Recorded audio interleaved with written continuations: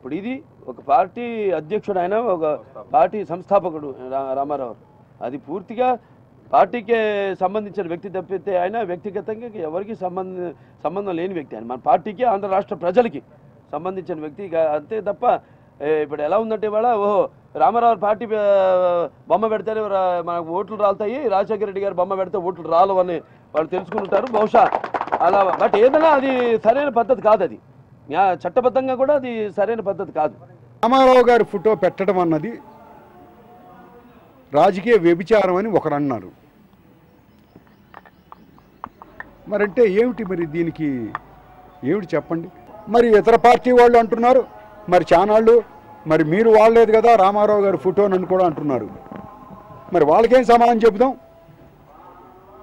Ramarao photo పెట్టుకుంటేనేమో రాజకీయ వ్యభిచారం అన్నారే, మరి రామారావు ఫోటో తీయటం మరి ఏ వ్యభిచారం కింద వస్తుంది? అది ఆయన ఖండించాలండి, ఆయన ఖండించాలి. అది చూద్దాం, చెప్తామండి, ఖండించమని చెప్తాం, తప్పకుండా అడుగుతామండి, తప్పకుండా ఖండించమని అడుగుతాం. తప్పకుండా ఖండించకపోతే దాని పరిణామాలు కూడా ఎవరన్నా దాన్ని ఫేస్ చేయాల్సింది కదా. ఆయనే ఖండించాలని, ఆయనే చెప్పాలని నేను అడుగుతానని చెప్పా కదండి. టీడీపీ పట్ల అంటే ఆయన షూటింగ్లో ఆ గొడవలో ఉన్నాను కదా.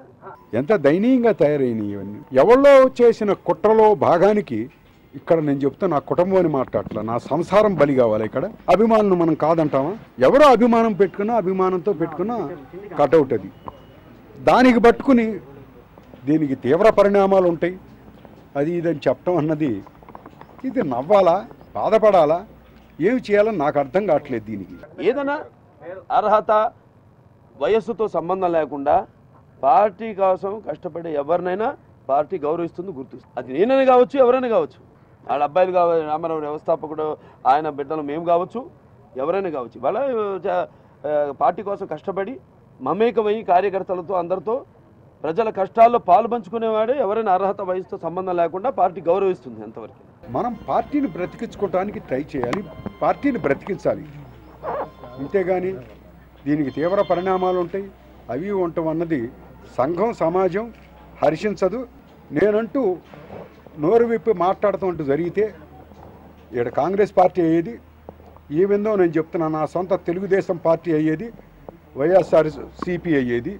ఏ పార్టీ వాళ్ళైనా సరే నేను అడిగిన ప్రశ్నలకు సమాధానం చెప్తా ఉంటే బజారుకు వచ్చి మాట్లాడదాం.